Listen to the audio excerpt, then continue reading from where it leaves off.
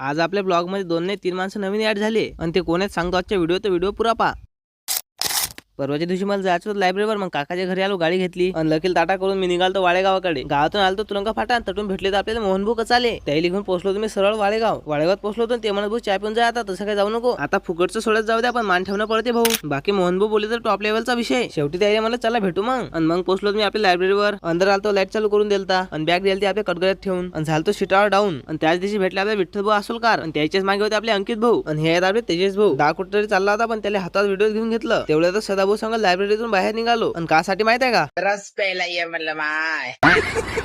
रसाचा ऊस घ्यासाठी आलतो आम्ही. आणि आमच्या सोबत होते आपल्या ऋषिकेश भाऊ आणि आपला योगेश लोखंडे. रस दिसायला जेवढा चांगला होता तेवढा प्याले विचित्र होता. रसगीस पेन झालता. मग त्याच्यामुळे तुम्ही दवाखाना करा, आपण भेटू संध्याकाळी. तेवढे 2 शब्द बोलून आम्ही वापस आलतो लायब्ररीवर. घरी जायचा टाइम झालता. मग योगेश आलता सदाला घ्यायले. मग काढल्या त्या गाड्या निघालतो घराकडे. घरी जायच्या अगोदर पीके पाणीपुरी सेंटरवर आलतो आणि याले फुगे म्हणतात रे बा आमच्या इकडे. झाला मग शेवटी आम्ही चौघांना पाणीपुरी आणली. मग त्याला ताटा केलता. मी निघालतो घराकडे. आजचा ब्लॉग कसा वाटला कमेंट करून नक्कीच सांगा. ते लोक होऊन जाऊ दे आता. फॉलो करायचं भूलू नका बा. किसी को दिल नहीं देना